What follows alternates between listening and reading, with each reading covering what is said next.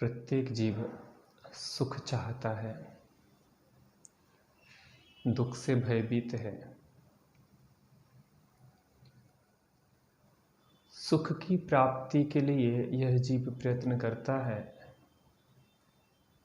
लेकिन इसका जितना जितना सुख की प्राप्ति का प्रयत्न होता है, उतना उतना दुख बढ़ता जाता है।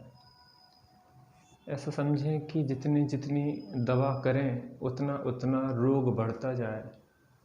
तो कहीं कुछ गलती हो रही है, या तो सही रोग समझ में नहीं आया है, या सही औषधि समझ में नहीं आई है, या सही औषधि को सेवन करने की विधि समझ में नहीं आई है।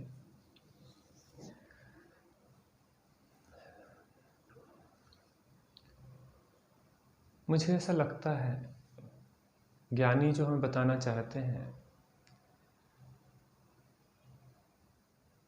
वह कह रहे हैं कि पहले समझो तो कुछ करने के कि करना जो है वो समझ के करना है। देखो, ऐसा समझें कि कुछ बच्चे उतावले होते हैं। पिताजी ने कहा बेटा बाजार जाना, और उसने ये नहीं समझा, ये नहीं सुना कि क्या लेने बाजार जाना है, और दौड़ लगा के बाजार चला गया। और बाजार जाके सिर खुजला रहा है कि पिताजी से ये तो पूछ ही नहीं पाए कि आखिर किस लिए बाजार जाना है। कुछ हमारे साथ भी ऐसा ही हो रहा है। हम सुखी होने का प्रयत्न तो कर रहे हैं, और थोड़ा नहीं कर रहे हैं, पूरी ताकत के साथ कर रहे हैं। लेकिन हमें पता ही नहीं है कि हमें किस जगह पे प्रयत्न करना है। जहाँ पे पानी नहीं है वहाँ पे हम खुदाई किए जा रहे हैं। अरे पहले पता तो कर लो कि कहाँ पे पानी है, जल का स्रोत कहाँ है ज़मीन के अंदर, तब तो खुदाई करें। जहाँ नीचे जल नहीं है, या बहुत गहराई पे जल है जहाँ पे निकलना संभव नहीं है, वहाँ प्रयत्न करेंगे तो सफलता नहीं मिलेगी, थकान होगी। प्रयत्न करना है कहाँ, और प्रयत्न कर रहे हैं कहाँ। सुखी होने का प्रयत्न करना है अंदर, और प्रयत्न कर रहे हैं बाहर। इसको ऐसा समझें कि दूध मीठा करना है और हम नमक घोलते जा रहे हैं। अरे थोड़ा कम डला है नमक, इस कारण से मिठास नहीं आ रही, थोड़ा और डाल दो, और घोल रहे हैं। फिर लग रहा है कि अरे अभी भी खराब स्वाद लग रहा है, इसमें और नमक डालो तो और मिठास आ जाएगी। लेकिन नमक कितना ही घोलो, स्वाद बिगड़ेगा, मिठास आने वाली नहीं है। ऐसे ही बाहर में कितना ही सुख का प्रयत्न करो खोजने का, स्त्री पुत्र मकान दुकान घर पैसा रुपया सब, आत्मन निराशा अंत में बाहर से मिलेगी, पछताने पर भी यह घड़ी नहीं हाथ लगेगी। मनुष्य भव एक ऐसा स्टेशन है जहाँ से मोक्ष जाने की ट्रेन मिल सकती है। यहाँ से सब गतियों में जा सकते हैं। इस मनुष्य भव की सार्थकता इसमें है कि हम अपने मुक्ति प्राप्ति के लिए प्रयत्न करें। यहाँ पे तो कैसे करें? पहले समझें कि सुख है कहाँ। बिना समझे दौड़ है भाई साहब। कभी हमें नहीं लगता अपने जीवन में कि हम किस पागलपन की दौड़ में लगे हुए हैं। इतना दौड़ा, उसके बाद भी कोई सार्थकता नहीं हुई, सुख नहीं मिला, अभी तो दुख बढ़ता गया। मैं एक बहुत सुंदर कहानी सुन रहा था। छोटे छोटे बच्चे होते ना, छोटे माने 5-10 साल के, सुंदर सुंदर परी लोक की कहानियाँ वो सुनते हैं, पढ़ते हैं। तो एक छोटी सी बच्ची भी परियों की कहानी पढ़ के सोई, और स्वप्न में वह परीलोक में पहुंच गई। मुख्यतः ऐसा ही होता है कि हम जो विचार करते करते सोते हैं, वो रात्रि में स्वप्न के माध्यम से उसको ही हम विस्तृत करते चले जाते हैं। आप और हम इसका अनुभव करते हैं। तो स्वप्न में भी उसने परीलोक देखा और परीलोक में वो पहुंची। बहुत अच्छा लग रहा था उसके परीलोक में। और जैसे ही उसने नज़र उठाई, सामने एक परियों की रानी खड़ी थी। उसको जो सबसे पसंद खिलौने थे वो उसके हाथ में थे। जो सबसे सुंदर पसंद उसके को कपड़े थे वह उसके हाथ में थे। जो सबसे अच्छी मिठाइयाँ उसको अच्छी लगती थीं वह उसके हाथ में थी। और जैसे ही परियों की रानी को देखा, एकदम से वह अचरज में पड़ गई कि ये तो मेरी पसंद की चीज़ें हैं। और परियों की रानी बुला भी रही थी, बेटा आओ तुम्हारे लिए है। और उस नन्ही सी बच्ची ने उस परी की रानी की ओर चलना प्रारंभ किया।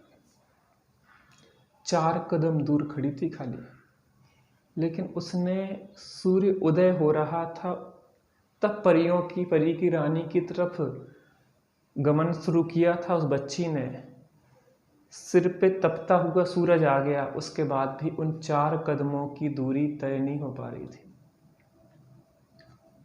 थक के चूर हो गई, पसीना पसीना, भूखी प्यासी वह छोटी सी नन्ही सी बच्ची थक गई। परियों की रानी ने कहा, जो प्रयत्न करता है उसको सफलता मिलती है, थोड़ा और प्रयत्न करो। थोड़ी दौड़ते दौड़ते सांझ को सूर्य ढलने को हुआ और वो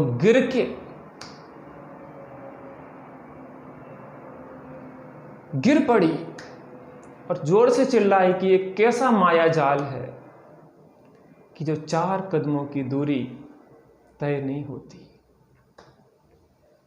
इस परीलोक का ये कैसा माया जाल है। परियों की रानी ने जो बात कही वो बहुत ही सार्थक है। वो परीलोक में क्या बताना चाह रही है परियों की रानी, उस शिक्षा को समझो। उसने कहा, हमारे यहाँ ही यह भ्रमजाल नहीं है, यह भ्रमजाल मनुष्य लोक में है। उसको मैंने यहाँ पे बताया है।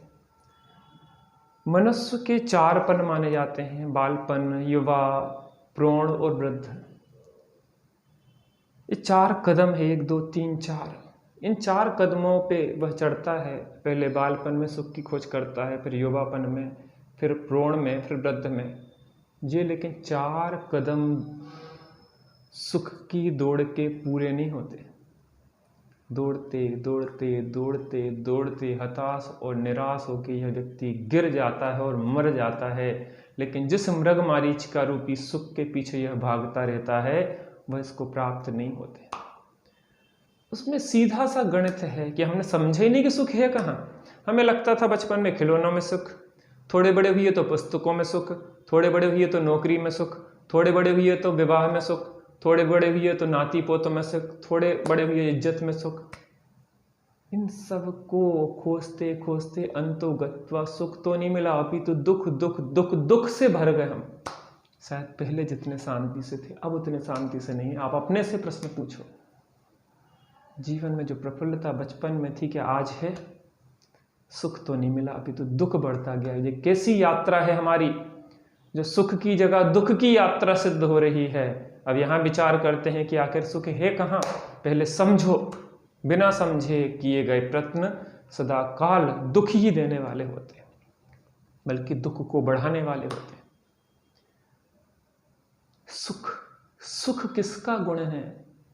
क्या इस जड़ का गुण है? जड़ में सुख मिलेगा? रुपया पैसा धन मकान इकट्ठा कर लेंगे उससे सुख मिलेगा? कि चेतना आत्मा में, इसमें सुख है? सुख तो आत्मा में है, अंदर में है।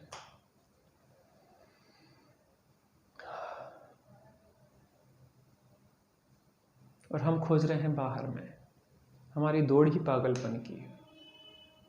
थोड़ी देर शांत बैठो, अंतर्मुखी अभ्यास करो। बाहर में तो बहुत खोज लिया, इस भव में नहीं, अनंत भवों में खोजा है, लेकिन आज तक तो नहीं मिला। अब एक काम करो, अंदर की ओर देखने का अभ्यास करो, अंदर में खोजने का अभ्यास करो, अंदर में खोने का अभ्यास करो, अंदर में आनंदित होने का अभ्यास करो। चेतो चेतन निज में आयो, अंतरात्मा बुला रही है। जग में मेरा कोई नहीं है, मैं खुद ज्ञानानंदमयी हूँ। एक बार अपने में आ जा, अपनी खबर क्यों भुला रही है।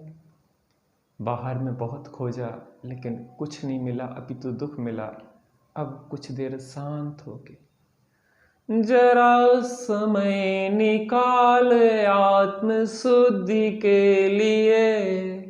जिसकी मुझे तलाश है वो मेरे पास है। गन्ने में जो मिठास फूल में सुवास है, निज आत्मा में मेरे ही परमात्म वास है। निज आत्मा में मेरे ही परमात्म वास है। उस परमात्मा का वास, उस शांति का वास अपने में है। बाहर की दौड़ छोड़ो और अंदर से नाता जोड़ो, बस इसी क्षण सुखी हो जाओ।